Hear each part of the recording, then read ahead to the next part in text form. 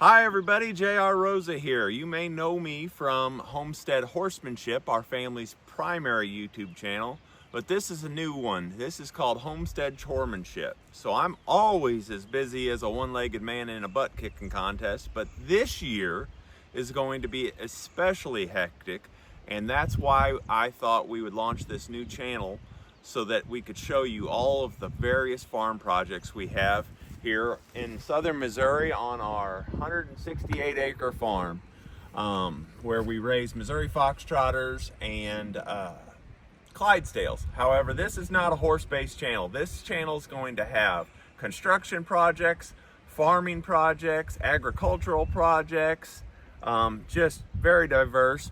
I know how to do a little bit of everything, and we're going to show you the failures and the wins in all of these projects. So let's go right now and we'll check out what some of those projects are. Okay, so on this project, it's my goal to overpromise and underdeliver. But let's go through some of the projects that we got going. So right here, as you can see, this earthwork that's going on in the background, I'm going to build a steel pipe arena that is for, like, I'm gonna have a versatility section in it, or an obstacle course that sits in the center of it, a riding track around the outside. This is my co-star too, by the way, that for those of you that don't know Oliver, he's my Clydesdale stallion. He absolutely loves me. But yeah, there'll be a arena right here.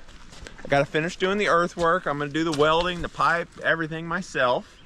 And then back over here in this corner where this little temporary pin is set up, I'm gonna have a round pin that has a good thick 2-foot deep sand footing in it, and it'll be bigger than the round pin we're currently using inside the barn, and that will also be welded steel pipe. So gonna try to make about a 50-footer right here, and I'll have a gate connecting the arena to the round pin. So that's one project. Okay, another thing on my list to do, as you can see, I've been filling this side of the barn in. And back there where there's enough ground between the creek and the barn, for about a 48-foot section, I want to put an add-on to the barn with 4 more stalls. I bought a dump trailer recently, so I'm going to be able to do a lot more earthwork and a lot more gravel hauling and rock work. Let's go inside. I'll show you where that addition will be. So what I'm wanting to do is remove this section of wall and possibly put another saddling and tack room right here, and then stalls from here down to where Parker is. Have this section removed as well, or I might just do 4 stalls. I don't know yet. We have too many horses. If you look up, I didn't insulate this ceiling when I built this barn, and I really regret that. I had a couple contractors bid it, and it was like $25,000 to put spray foam insulation on this ceiling. That's not going to work. So I'm going to try to do that myself. Now we're beside the house, and as you can see, this hill is kind of eroding out from the horses liking to stand here. So I'm going to rearrange the way this fence is, take the fence up to the crest of that hill and around where this all becomes part of the yard. Put probably a good swing for me and Emery to sit on up there underneath that oak tree. And where this erosion has happened... Let's show them because they can see how bad it is. Yeah. Where this erosion has happened, I'm going to build a rock wall, fill behind it with good topsoil and manure for Emery to have raised gardens, and I'll terrace these with natural stone to make a garden so she can grow me good food. The fence will come down over there by the stock tank, and the pony pasture can have a secondary pony pasture so we can alternate them. Yeah, that's gonna be great. We're about 3 miles down our road, and this is one of the major reasons why I wanted to start this channel. There's a property here we just purchased. It has this nice old barn on it. Didn't that look great? Yeah. It's about to fall down, but it's still salvageable in my opinion. And there's about 1.5 acres on this side of the road. Then over in the distance, we'll show you next, there's a house and about a 6.1 acre section on that hillside. My middle daughter, Rebecca, is getting married this fall, and she's only 18 years old. So at that age, it's real hard to get a good start, especially if you're wanting to have a property where you can have horses. So our goal, me and Emeri, are going to fix this place up for them to have a place where they can start a life, and they're going to manage it for us and probably have horse boarders or some other revenue streams on this property so that they don't have to pay rent, but they are also investing into the property for us to eventually make a profit. The house is in dire straits. Let's go take a look at that. Okay, so this is the house. And like I say, there's 6.1 acres over here. In Missouri, the law is you have to have 3 acres for a septic field, which, you know, takes care of the wastewater.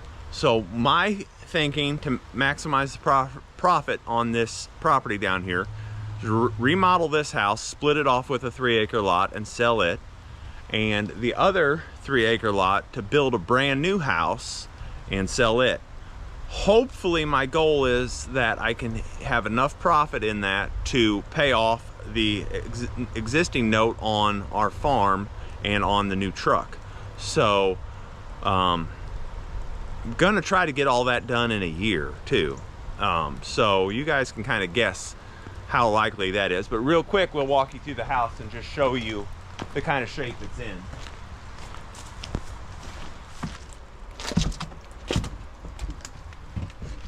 You note the lovely decor. It's kind of dark. Yeah, it'll be dark in here, but we might be able to lighten it up on the screen or something. This will eventually be a kitchen. This will eventually be bedroom number 2, not the main bedroom. Let's go back here to bedroom number 3. Ooh, it's really dark back here. Yeah. This will be bedroom number 3. It's too dark to show you, but there's a bathroom and living room over there, or bathroom and laundry room over there. This will be the living room. And this part of the house is only a decade-old room addition, so it was built pretty nice. This will be the master. Then we have master bathroom and walk-in closet over there. Which is really dark again, but yeah. We'll show you.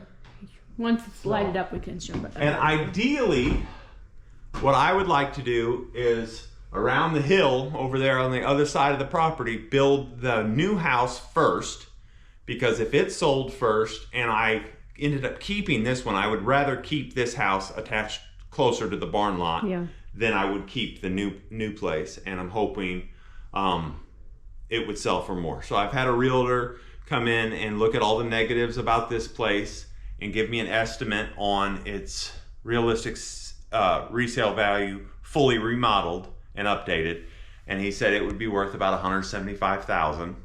And I showed him the house plans that I've designed for the other side of the property, and he said about $200,000, which would leave us about $175,000 to $200,000 in profit after all of the expenses. So that would be enough to pay off what Emeri and I still owe on the farm, and we would keep the barn lot. At that time, I would build a tiny house or like an Airbnb type cottage next to the barn and let Becca and Bryce live there after they've moved from one to the other. So, and at that point it would be free and clear anyway, and I wouldn't care about, how much their revenue they're producing on this little investment property down here. And hopefully all of this can be like a homeschool lesson for Isaac too. He's 14 years old now, and it's the perfect age to learn all the carpentry, electrical, plumbing skills that I have that, you have to learn them over a lifetime. My dad taught me a lot of those. My uncles, I worked for my uncles in the carpentry field. And then I've been a design engineer, for the government for the last 15 years. So, alrighty, let's go see the next thing. Okay, I'm down here with my herd stallion, Bob. And he has such a gorgeous white mane.